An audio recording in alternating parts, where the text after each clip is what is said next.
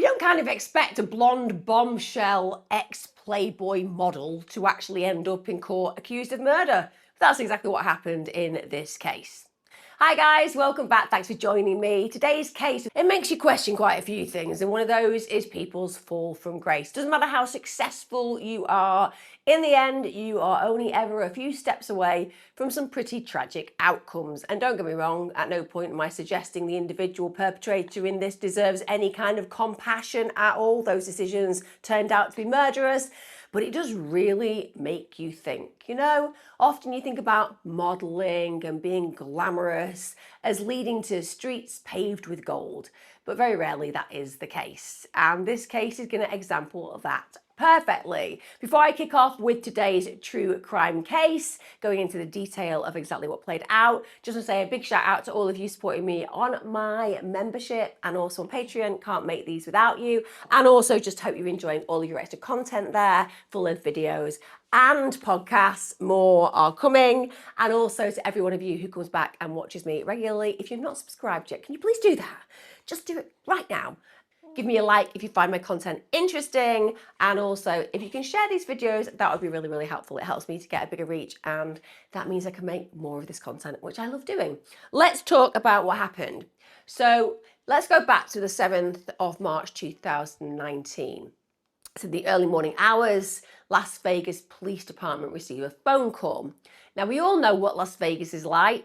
It's a place I cannot one day wait to visit because I've heard that you get cheesecake for breakfast. That was really all I ever needed to know. But also you've got the Grand Canyon not far away, so you can go and visit that. And it's one of those places that you know from the movies. It's as simple as that, isn't it? It's bright lights, it's showgirls, it's big shows, and it's a city that never sleeps, I suppose you would say. And I think we all understand that these kind of environments can have both the light and the dark within them. And I think that Las Vegas police are sadly used to getting some pretty terrible calls about things that have happened to particular individuals. So this call comes in, and basically it's just that somebody's suspicious because they've seen an abandoned vehicle. It's got rolled down windows. It's on a desert road outside Las Vegas on the far northeast. And the person who kind of calls to ring this in as an issue says it was just something about the fact that it looked like it had been abandoned in a rush. And that tends to mean that something bad might have happened. It was leaning off the side of the dirt road, and it was a blue 2017 Mercedes-Benz C300. Now, when the responding officers discover the vehicle, the first thing that they can come into contact with, aside from visually seeing that car, is a really foul smell of decay. It's lingering around the trunk of the vehicle. Bear in mind, it's a very hot environment, so that's going to add to any kind of decaying and certainly going to increase the odor. They go ahead, they open the trunk of the vehicle, and it's at this moment in time they discover the partially clothed body of an older male. It's been wrapped in a duvet with a blue and white striped towel. And along with the body, they also found what, as far as they were concerned, was a total cleanup kit. That was described specifically by the investigator in those terms. They found rubber latex gloves on the passenger seat. They found evidence of a small fire, trash bags, clothes, house keys, and also a vest belonging to the victim. They also noted blood-stained sheets and rags, and the police also found on the headrest of the driver's seat and back seat of the car bloodstains. It was also reported that a baseball bat was also found. So at this point, they know they have literally a crime scene to tow away, and also the body of an individual that needs to be identified. So they tow the vehicle to LVMPD crime labs. Here they take DNA swabs. They also uncover more items such as house keys. And at this point, they start to build the picture of who indeed has lost their life. Now, it was evident from the blood in the back seat that the victim had been attacked in the back of the car, but it wasn't actually certain that that was where the initial attack had begun. Now, the blood showed that he'd absolutely been transported out of the passenger door and then placed in the trunk. So it's evident to the medical examiner in this case that it was an elderly male and that he displayed injuries such as blunt force trauma injury to the head. So this means it was consistent with being struck to the head multiple times with an unidentified object. Apparently it left a unique pattern on his head. Also, there were defensive wounds on his hands, so he's clearly trying to defend himself or at least try to fight back. This immediately means that they were looking at a homicide where the guy who's been killed was attempting to defend himself. Now, the investigators at this point have no idea who the perpetrators were, and they don't also know what the motive was. So basically, it's the first step in the investigation comes down to checking the actual history of the vehicle. Now, it turns out when they find out where that vehicle's come from, it had never been reported as stolen. In fact, the owner told them that the vehicle had been subleased for the past year since November, and it had been subleased to a woman called Kelsey Turner. So she'd actually found the car via Craigslist, and she paid $2,500. She also agreed to take over the monthly payments of $541.72. So now they have a name. Whilst they're identifying who owned that car, they're also at that point identifying the victim, and the victim is Dr. Thomas Burchard. Now, when they start looking into his record, they find out that there is actually an ongoing missing persons report that had recently been made by his partner, a woman called Judy Earp. Now, she told the investigators that she knew he was traveling to Las Vegas on the Friday of March the 1st, but he was supposed to come home on March the 4th, and he didn't. She said that the last communication that she had with him was on the 2nd of March. He's basically at that point telling her that he's looking forward to coming home on Monday, but also saying there were a few things that he needed to take care of in Las Vegas. But then she said the tone of the text messages changed, and she felt like she didn't necessarily recognize the way he was speaking to her. They didn't seem like they'd been sent by him. I've talked about this before, but when it comes down to the way we text, we have a signature. I always put a kiss on the end of my text messages, and with respect, I do that professionally as well, which is probably highly unprofessional, but it's just my mark, I suppose. The only way I will not do that is when I'm in a very bad mood with you. If you get one without a kiss, it's because I'm annoyed with you on the whole. It's like a signature. So basically, when you see that somebody's writing in a different form and fashion, it does just prick your intuition that something untoward could have happened to them, and that phone is no longer with them in person.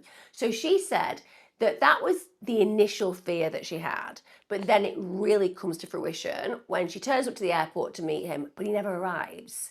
So she goes to the gate agent, she checks whether he boarded the plane, but he never even checked in for his flight. And also, she's trying to call him, text him as you would, can't get through to him.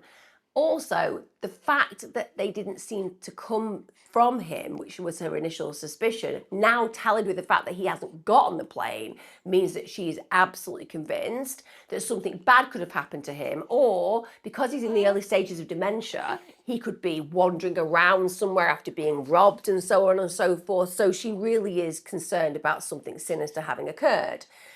She also obviously has that gut feeling of, yes, this is what I fear is going on, but she rationalises that maybe he has just lost his phone, maybe he has just missed his flight, and I suppose that she's hoping for that best outcome. So then she contacts his secretary. She says, look, have you heard anything from him? Do you know where he is? And she's informed, sadly, no, we don't know what's happened. So at this point, she goes ahead and files that missing persons report. Now, the questions now lie, because they've found his body, why was he killed? Who on earth would want to kill this eminent doctor with respect? Also, how did he end up shoved in the back of a car? A car, by the way, which he had been paying for. Curiouser and curiouser. So before we go into those details, let's talk about our victim, Thomas Burchard. Now, Dr. Thomas Kirk Burchard, MD, was born on the 16th of February 1948 in Boston, Suffolk, Massachusetts. He was actually the son of Dr. Charles Henry Burchard. Charles Henry Burchard was the Dean of the College of Architecture and Urban Studies at Virginia Tech. His mother was named Helen Elizabeth Schwab Burchard. She was a librarian. So let's have a look into Thomas's upbringing. When he was 2 years old in 1951, Thomas and his family spent a year in England for a fellowship year. His father was completing his postgraduate work at Harvard University, so that was why he was there. The family then returned back to the US. At this point, they moved to Cincinnati, Ohio. Now that's near his mother Helen's hometown of Moundsville, and this is where his father embarks on his career. So that meant that Thomas spent most of his early years living in Cincinnati. He attended Walnut Hills High School, which just sounds idyllic. Here he played junior football, he was on the swim team, he was popular. Now, Thomas later transferred to Blacksburg High School in Blacksburg, Virginia, but with Cincinnati being his hometown, this is where he was obviously mostly brought up. He later returned there for his internship at Cincinnati's Children's Hospital because he wanted to begin his career as a children's psychologist. And he earned his MD, that means Doctor of Medicine, from the University of Virginia School of Medicine. So he's a bright bucket, isn't he? He's a bright bucket. So he's a bright bunny without a shadow of a doubt, and obviously somebody who is committed vocationally to working with children and helping children. So I just think it speaks to a really compassionate nature. Now, he then worked in the behavioural health programme at Montage Health and Community Hospital of the Monterey Peninsula, and he worked there for nearly 40 years. I mean, that's something these days that very few people do. We like to chop and change our careers, particularly millennials and even their younger generation. They genuinely don't stay in jobs nearly as long as people used to because that loyalty complex doesn't exist anymore. You go where you're treated best. But for the most part, back in the day, particularly when my father was young, people did spend their entire lives at particular environments and institutions, and that's what he does. He was apparently incredibly helpful to the patients that he worked with. He was also known to perform magic tricks because he had younger kids. So he wanted to learn things like classic handkerchief and card trips just to kind of put them at ease and build rapport. And this guy was 71 years of age and he still didn't want to retire. Can you believe that? He's 71, could be taking it easy, but at the end of the day, he loved his work so much. So he was working 4 days a week. Still, apparently he just loved his job. He was devoted to it. He was really respected by other staff and patients.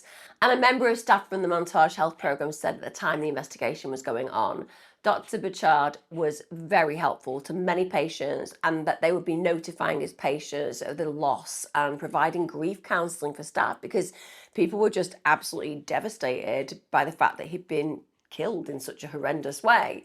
He was described as a truly generous person, both with his time, with his money as well. He'd been with his partner, Judy, for 17 years. They'd first met in 2002, and they had then settled in Salinas, California. But apparently he travelled quite a lot to Las Vegas for medical conferences, because obviously it has the access to large buildings. So you can have massive conferences there. And he also helped her in raising her 4 children who were now adults. Judy said he was an absolutely devoted family man and that he had just helped a lot of people, including her and including her children. She said, I just think whoever did this has to be soulless. They can't even be a human being. That's what she was quoted as saying whilst the investigation was going on and they hadn't actually brought the perpetrators to justice. Now, Judy was actually aware that he also had a relationship with a woman who was called Kelsey Turner. She was 25 years of age. Clearly, there's nearly 70-year difference between the two of them. So it's a rather unconventional relationship, one could say. But bear in mind, this is the same woman who'd been renting the Mercedes that was found with the victim's corpse inside. Now, during the missing persons report that had been made, she explained to the police that Burchard and Turner had what she would say was a complicated, unusual relationship. Apparently, it began when he helped her to pay for rent. He gave her money. Also, she explained that this was the reason why he'd gone to Las Vegas to see her on March the 1st, 2019, because money was becoming a bit of an issue for him when it came down to Kelsey Turner and her expectations. So Kelsey Turner was a struggling single mother when she met renowned child psychologist, Dr. Thomas Burchard. She met him online. Bear in mind, as I've said, this is an amazing guy. And he is somebody who obviously has done very well in his career and has a very good remuneration for that career. And after they meet, he feels sorry for her. I'm sure that he was also attracted to her. But he starts giving her money for rent. He starts paying her insurance. He basically wants to help her out. And like so many situations that begin this way, Kelsey Turner sees that this is the golden goose that's going to keep on giving. So she starts taking advantage of his generosity. She was born on May the 5th in 1993, as I said, significantly younger than the doctor we're talking about today. Her parents were Samantha and Christopher Ingram. She was born in Norfolk in Virginia, and then she grew up in Jonesboro, Arkansas. She then attended Arkansas State University. Apparently, at that place, she majored in sports medicine and exercise. So she's obviously bright. And then she starts a modelling career. This is when she is working and studying in Arkansas. Now, at the same time, she was starting to do well on social media. She is attractive, she had a good physique, she's got this light blonde hair, and she liked to go to pageants. She wanted to apparently be famous. That was her main desire. She moved to Salinas, California. This is sometime after finishing her education, and then she moves to Las Vegas. She wants to get involved in a more prestigious modeling career. She's very glamour model. She's not catwalk model orientated. At this point, she had a rental home, and bear in mind, she's now got a 4-year-old child. Now, most outlets say that she had a boy, a son, but others do say that she had a daughter. It's unclear who the father was, but what we do know is during this period of time, she does manage to amass a large social media presence. She's got hundreds of thousands of Instagram followers under the nickname Bad Barbie. She also posted lots of bikinis, lingerie shoots, club promotions and cosmetic surgery updates. And there were quite a lot of provocative photos on men's magazines as well. So she was booked quite a lot for those. In fact, she was successful enough to be featured on quite well-known ones. She even ended up having photos of her featured on Playboy Italia and Maxim websites. So the Lads magazines. She was also promoted as the April to May 2017 cover model for 110 magazine. And basically, when you look at her pictures online, it's like she's living a very luxurious lifestyle. And that would make you think that she was earning a ton of money from her modeling. But I would say that all that glitters is not gold, and what you see on the surface often isn't what's actually going on beneath the surface. She'd had quite a few different relationships over the years. She'd apparently had a very volatile relationship with an unnamed boyfriend who was arrested for beating her up sometime between 2018 and 2019. After he was released, she didn't actually have him back to live with her, so that was at least a positive decision that she made then. She then started dating a man named Logan Kennison. He was 27 years of age. He actually moved in with her around the middle of February 2019. They also, as a couple, had a roommate who was 30 years of age. She lived with them in the home, and she was named Diana Pena. Now, Kelsey and Thomas came into contact with each other sometime in 2017, it seems. Now, this is around 2 years before he's unfortunately discovered in the back trunk of her car. And how can I describe it? It would be suggested, and certainly from what I've dug up, that he was kind of a sugar daddy for her. Now, there's no evidence to say that their relationship was overtly sexual in nature, although some law officials and outlets do describe their relationship as intimate. But he certainly acted in that sugar daddy scenario where he was looking after her financially. He gave her money, he paid her rent, he paid a car lease. And Burchard had also signed a lease for her when she was in Salinas because she said she couldn't qualify for rent then. So he continued to pay that rent for months. Ultimately, he actually paid her money to leave when the lease ended. Now, his partner, his actual 17-year partner, said she believed that he had handed over $300,000 to Turner over that time that they knew each other. And we're talking about a few years. It is insane that she was accepting that amount of money. Now, bear in mind, he's working 4 days still, he's very well off, but he was giving so much of his earnings away, and those earnings could have set him up for any retirement he chose to have. And we would imagine at some point he wouldn't be able to consistently work. So it's really unfair that she feels it's appropriate for him to be giving away such a huge amount of money, particularly when he's got a life partner at this point.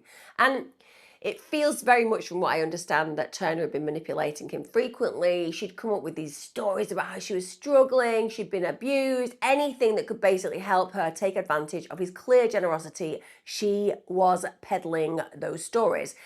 But he's a bright guy.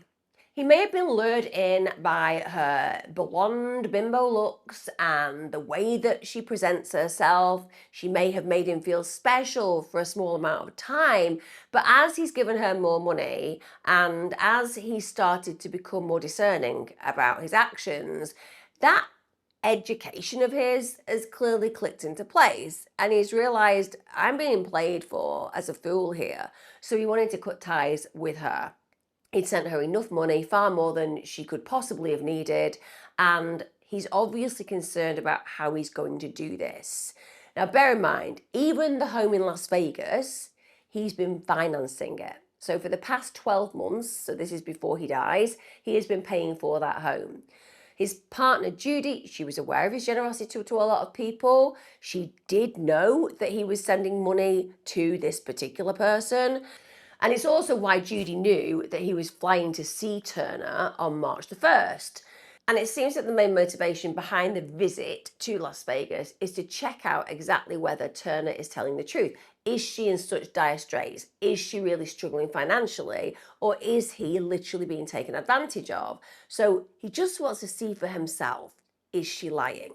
Now, of course, when he goes to Las Vegas, he realizes, absolutely, she's been lying about these desperate needs that she has. He notices that there's no signs that she's been abused. She also wasn't struggling financially as far as he could see. So this would have really devastated him. I mean, he's been giving her all of this cash, believing that she was a damsel in distress, and it turns out she's just a massive manipulator. And also it's about what it says about her opinion of him. To extort money to some degree through emotional blackmail, and to do this to somebody who's elderly and who has obviously strived for a better world in his life is just disgraceful on every single level. And it speaks to the kind of individual that she is. Now, of course, it doesn't take long at all for the investigators to realize the relationship that he has with Kelsey Turner, and also the reason why he was in Las Vegas, because obviously Judy's information has given them that. And now the main thing is they have to locate her because they don't know where she is. Now, it turns out the police officers that had already made a visit to Turner's home at 7474 Puritan Avenue on the 3rd, 4th and 5th of March, this is 2 days before he'd been found, to conduct welfare checks because Judy had filed the missing persons report. But even though they had the address where he was going to be, conveniently, shall we say, no one answered the door. Also, at this point, this is a missing person scenario, so they don't have a warrant that allows them to enter the property. But they do note that on the 5th, from what they could at least see from the outside looking in, the lights were on, the blinds were up, there was mail piling up, the front door was apparently unlocked, the windows were open from the backyard, and also one thing that caused their concern was there were cleaning supplies throughout, which kind of suggests a hurried move out stroke clean up, shall we say. And bear in mind there were 3 months of rent left on the property, so nobody should have been going anywhere as tenants. Now, they interview a neighbour, and that neighbour confirmed that they did recognise someone who visited the home under the description of Thomas. So at this point, the investigators feel that the pieces of the puzzle are coming together. Now, on one hand, whilst the pieces of the puzzle seem to be coming together, they still don't know where Kelsey Turner is. So this is obviously the next step in the investigation. Now, acquaintances had actually called Turner after the police had come and gone. And Turner had actually told the acquaintances to go to the Rio, that's the place that she'd recently stayed, because they could pick up the garage door opener there. Now, once there, John Kennison handed it to them. They then returned, and that meant they entered through the garage. The acquaintances were able to go in the garage, and they actually, at this point, alerted the police about blood and a broken door. Now, this meant, of course, that the police could ask for a warrant. So then they get the opportunity to go back over to the home. So once the police arrive inside, they found upstairs that a door had been broken off the hinges. Also, the door itself was found broken into 2 pieces. And then they also found blood on it. They also found bloodstains on walls and floors. More blood was found in the garage. And some of the bloodstains on the floor were in a swirling pattern. So I don't think that any of us need to be forensic investigators to know that that's a rushed attempt at a clean-up job. That's what you do when you're mopping the floor. You kind of swirl it. And also, just for seasoned investigators, there's a really strong odour of ammonia and cleaning supplies, so that automatically makes you think, what are people trying to cover up in this situation? They also found blue and white towels in the laundry basket. These are similar to the ones which have been found wrapped around Thomas's body in the car. They also found documents and IDs for Kelsey Turner, Kennison and Pena. They also found a prescription bottle in Diana Pena's name. That suggests, therefore, that Turner was not the only only suspect, but also her roommates were now in the mix. Now, there was a house cleaner who'd been hired by Kelsey Turner, and they identified John Kennison as a resident in the home and also as Kelsey Turner's boyfriend. She also described the room assignments that she had and said that on March the 4th, they actually saw Diana Pena scrubbing at a red stain in the bedroom with a pet stain remover. Now, digital evidence found also showed that Thomas's phone had been switched off since March the 3rd. Also, Turner's second phone showed late night trips around the 3rd to the 4th of March across the valley and multiple times near the Rio Al Suites Hotel and Casino. This was on March the 6th and 7th. Diana Pena's phone showed similar evidence of her being at the Rio Hotel too. And then detectives learned that Pena had actually turned up to her shift at Caesar's Palace on the 6th, but had failed to show up on the next scheduled shifts. That was on the 12th and 13th of March. So at this point, they file an arrest warrant on March the 15th for Kelsey Turner for the crime of open murder with a deadly weapon. Police also find a notebook which actually belonged to Dr. Burchard, and it was in the lost and found of the Rio Hotel. And of course, this is where all the suspects had stayed. This, therefore, was another lead because it helps to shed light on the relationship that he had with Turner. Because in this, he's literally written about how she has threatened to literally accuse him of being involved in child pornography if he stops giving her money. Just imagine that. You're a child psychiatrist of the highest level, and the woman that you've given $300,000 to is now going to accuse you of the most heinous crime possible, a crime that you've probably spent your whole career trying to heal in those who have actually endured it. It would be devastating for him. And it might be that those kind of accusations are found to be incorrect, but believe me, the minute that somebody throws that term at you, aside from the personal devastating impact it has just for you on a psychological level, it is one of those scenarios where people are like, no smoke without fire. That often plays out. So it can be absolutely catastrophic for people in these careers. And the fact that she's doing this to somebody who's been so great to him, again, shows about her antisocial personality as far as I'm concerned. Also, just to be absolutely explicit here, there was no child sexual exploitation material found anywhere near Dr. Burchard in any way, shape or form. He had nothing to do with it. No phone, computer or devices of his had anything untoward like that. His nature was to heal, not to hurt. Now, fortunately, they do manage to locate her by the 21st of March, so Turner was found. She was found in Stockton, California, and it was actually an FBI task force that tracked her down, and they reached out to the Stockton police to let them know she was there. John Kennison and a 4-year-old were also with her at the time. And at this point, she's placed in San Joaquin County Jail. Detectives then went back the next day to the same location to find Kennison. But you won't be surprised, there was no answer at the door. Also, he didn't think, oh, the police investigators are looking for me. Maybe I should, go in and have a chat. No, he never contacted them again. So obviously he's trying to get away with murder. Now, by early April, a print report that had been done on the vehicle came back, which matched Pena's right middle finger to the area on the driver's side exterior of the Mercedes.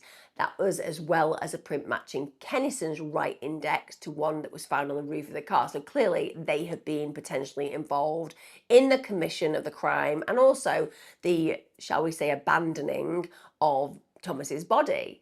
Now, on April the 5th, 2019, the amended criminal complaint added all 3 defendants. So at this point, Turner, Kennison and Pena were all charged with conspiracy to commit murder, murder with the use of a deadly weapon, with the victim being over 60 years of age or older.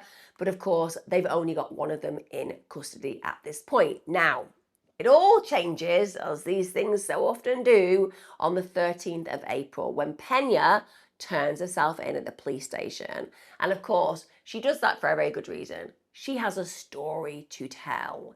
And it's her confession of the events, which were basically really useful in figuring out what exactly had happened to Thomas. So Diana Pena tells the police that Kelsey Turner knew Thomas Burchard was coming to Las Vegas and knew that he was going to cut her off, rightly so. Apparently, she was a little bit on the unhappy side about this. He has been a free meal for her for a very long time and she doesn't like the idea of that drying up. So at this point, she said it's clear that even though Dr. Thomas was coming to do this, he was struggling to actually go ahead and do it. Because, of course, Turner's very manipulative. Apparently, Pena said that Turner had absolute control over him. So Pena basically tells a story that Dr. Burchard came over and basically said to Turner that he understood that she needed a lot of help, that he also loved her, but he really didn't love that she was abusing drugs and alcohol. Now, whilst they're all in the car during this particular visit, Turner apparently discovered text messages between Thomas and her mother. He'd basically been texting her about the concerns that he had over her daughter's choices and about her behaviour. And he'd also apparently discussed Turner's child being taken away from her. Now, apparently at this point, she saw red. She started to kick him. She was just really angry. And for some reason, she felt like he betrayed her. Now, I'm just going to throw it out there. I'm not sure that somebody who's given $300,000 of their hard-earned money has betrayed anyone because they're concerned about the way they are acting around the child and that they think that they made some extra support so that that child isn't potentially removed. It's clear that he is thinking about the child's needs and interests, and they're paramount because this is a young kid. So his whole world will have been in safeguarding children. But of course, if he is seeing that she's abusing drugs and alcohol, he is going to feel that she is not a safe place or safe space to be around that child. So it makes sense he's trying to think about avenues of support, even if that support involved the child going and spending time with her own mother. But she is incensed by this. And it feels that on that journey back in the car, she is feeling more and more rageful about this. And she actually decides that the best way of dealing with this is to literally tell her boyfriend to, quote, knock Dr. Burchard out. He could have said no. He could have said, that's a terrible idea. Why would I do that? This guy's been bankrolling you for a very long amount of time. But apparently, Pena says at that moment in time, Kennison just goes ahead, breaks into Thomas's room at the house and beat him with a baseball bat. Now, Pena said that she actually tried to help stop the beating. She realized that Thomas was badly injured. He needed to get to a hospital, but Kennison Turner refused to let him go. Why? We all know why. Because they know they've done something terrible and they don't want to get into trouble. Now, the next morning, she actually helped them to put Thomas in the car. She thinks at this point, well, we're going to take him to hospital. He's been really badly injured. But when she went back inside the house, Pena said that she heard Turner once again telling Kennison to beat Thomas up, as if this isn't bad enough. This is a guy who's 71. This is a 27-year-old male beating the crap out of him. And it's been on 3 occasions now. She's attacked him, Kennison's attacked him, and now, even though he's very badly injured, he is going to go once again to harm him. Now, Pena at this point says, is everything okay? And Turner responds with, he's dead. Bear in mind, Kennison at this point had a gun in his hand and that gun was covered in blood. So we all know what's played out there. Kelsey actually tells Pena at this point that the reason that he's covered in that blood and the gun is covered in blood is because he's beaten Thomas's face in with it. Pena then alleged that Kennison disposed of the car and also Thomas's body in the Las Vegas desert. She apparently stayed at home doing the dishes whilst all this was happening. She also said that Turner stayed at home at the same time. But we are seeing that Turner is a mass manipulator in this situation. But what I don't understand is why Pena didn't automatically speak to the investigators. Why didn't she call emergency services? I appreciate maybe she was scared, maybe she was afraid, maybe she thought she'd been incriminated when she didn't want to be incriminated. But the right thing to do is to call the emergency services and to actually say that this horrendous thing has played out, particularly if you know that this ultimately amazing man has been murdered by this woman who's been exploiting him for many years. But she doesn't. She stays home. She does the dishes. Now, on April the 17th, 2019, Kennison is arrested. He's booked in Las Vegas into the Clark County Jail on the murder and conspiracy counts. He was held without bail at that point, understandably, because he's clearly a flight risk. He's already tried to escape. And when he knows that investigators have been looking for him, he's actually not contacted them. So he would not be safe to be walking the streets, aside from the fact that he's also a murderer. Now, when it came down to the legal proceedings, by June of 2019, Pena pled guilty to being an accessory to murder in Clark County District Court. As part of her deal, she acknowledged knowing that her roommates killed Dr. Burchard. She was released on her own recognizance after the plea. She was actually finally sentenced to 3 years of probation. Understandably, for the state, when you have a star witness who isn't absolutely involved in the commission of the killing, they're really, really helpful because it means you are going to get a slam dunk case on the whole when it comes down to people being found guilty. She actually said when this case came to court and she was released on probation, if I could go back and change how I handled the situation, I would. But I didn't know exactly how I would because I was really scared. But being scared is not really an excuse. She's absolutely correct. Being scared is not an excuse, but nonetheless, she did get away with it pretty lightly in this case. Now, on June the 13th, 2019, not guilty pleas, unbelievably, were entered by both Turner and Kennison. Don't know what planet they're living on. Oh, planet freedom. Planet no one actually has to take responsibility and accountability for their actions. But basically, that's what they did. They pled not guilty to murder and conspiracy, even though they are absolutely banged to rights or dead to rights, as people in the States say. Now, on June the 28th, the Clark County's DA's Death Penalty Review Committee, they actually decided not to seek capital punishment against Turner and Kennison. Now, during their trial, Pena actually told the jury about how she literally watched Kennison kick in the door to a room of the house and swing a baseball bat at Burchard after Kelsey Turner had become upset about the messages she'd found on Burchard's phone. Pena also told the court that Thomas Burchard went to the garage of the house. He was at this point followed by Kennison, who then stepped out apparently with his arms covered in blood. He had blood spatter on his face. He was also clutching a blood-soaked gun, which is genuinely horrific beyond belief. Now, Thomas's partner, who obviously was devastated by his loss, they actually told a Review Journal reporter that after the trial, as long as they're in prison for the rest of their lives, it's fine with me. I just hope they never get out of prison. And that's because, let's be honest, when you think about the cold, calculated, cold-blooded killing that has actually played out in this case, would it ever be safe for these kind of individuals to ever actually walk free? Now, apparently, Kennison eventually pled guilty in June 2022. That was to a second-degree murder with a deadly weapon and conspiracy to commit murder. On July the 27th, 2022, District Judge Carly Kearney sentenced him to 18 to 45 years in prison. Turner's trial was actually delayed because of COVID, and another factor, she was pregnant. She was pregnant at the time of the trial in 2019, so a child that she'll give birth to and probably never see again. Now, she actually did give birth to this child while in pre-trial custody in 2019. There isn't a lot of information about this. Now, AB News stated, the identity of the father remains a mystery and Kelsey's not talking. Now, I'm going to assume it was Kennison's, but that hasn't actually been confirmed. Now, in the end, Turner did sign a guilty plea agreement. That was on November the 9th, 2022, and they entered a Alford plea to second-degree murder. Now, an Alford plea is essentially a guilty plea in which a defendant maintains their innocence, but admits that the prosecution's evidence would likely result in a guilty verdict if brought to trial. So I'm going to say I'm not guilty. Okay, but all the evidence says that you are guilty. Are there any options for me? Because obviously all the evidence does mean that I look quite guilty. Well, there's an Alford plea. Oh, that sounds interesting. What's an Alford plea? Well, an Alford plea is where you basically say, you're going to say you're not guilty, but it's obvious to every man, human, child, and insect that you fully are, and that you will definitely get sent down if you don't acknowledge this is reality. And it gives you an opportunity to acknowledge that reality whilst also still saying, well, I'm innocent.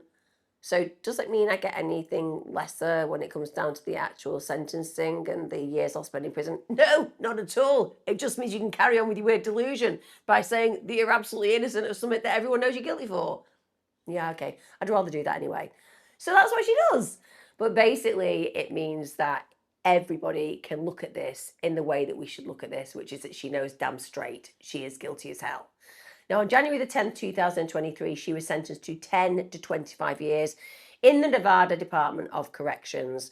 The chief attorney said this: she was content to leave someone she knew for a number of years, who supported her and her child financially for a number of years, to rot in the back of a car that he paid for in the desert. Ooh, burn on every level. Very powerful statement and 100% true. Now, one of the things that I found when I was looking at the obituary of Thomas Burchard was this. It was a poem. A life well lived is a precious gift of hope and strength and grace. from someone who has made our world a brighter, better place. It's filled with moments, sweet and sad, with smiles and sometimes tears, with friendships formed and good times shared, and laughter through the years. A life well lived is a legacy of joy and pride and pleasure, a living, lasting memory our grateful hearts will treasure. So that denotes the way that people felt about this amazing man. An amazing man who was blinded by this young, beautiful girl. An amazing man who was exploited by a manipulative predator who, of the highest level, deserves to spend potentially the rest of her life in prison. Although, of course, she likely won't because of the sentence. There will likely be a time that she does walk free. He's going to be known for all the good things he did. In fact, those who remembered him said he brought smiles to children's faces with his magic tricks, with his devotion to the job he loved. A father of one patient actually said this: he was the nicest man you could ever have met. Other patients said he basically saved my child's life. I mean, that is testament, isn't it? That is testament to an incredible human being.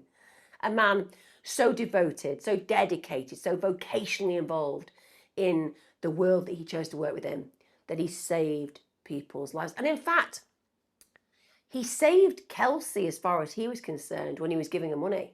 Kelsey Turner to him was a damsel in distress, and he was a rather aged knight in shining armour. What he didn't realise was all the time he was being played. We hear about this time and time again. Yes, she was blessed with her looks, and those looks, along with her master manipulation, allowed her to exert control over this man by literally telling him stories of her pain. And this was a man who spent his life wishing to heal pain, and that's what she used against him. The very thing that made him a great human being who saved lives was the very thing that led to the loss of his life.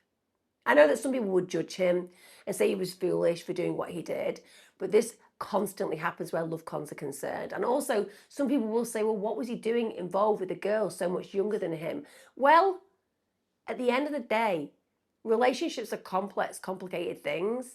And like I said, there isn't evidence that he was having a sexual relationship with her.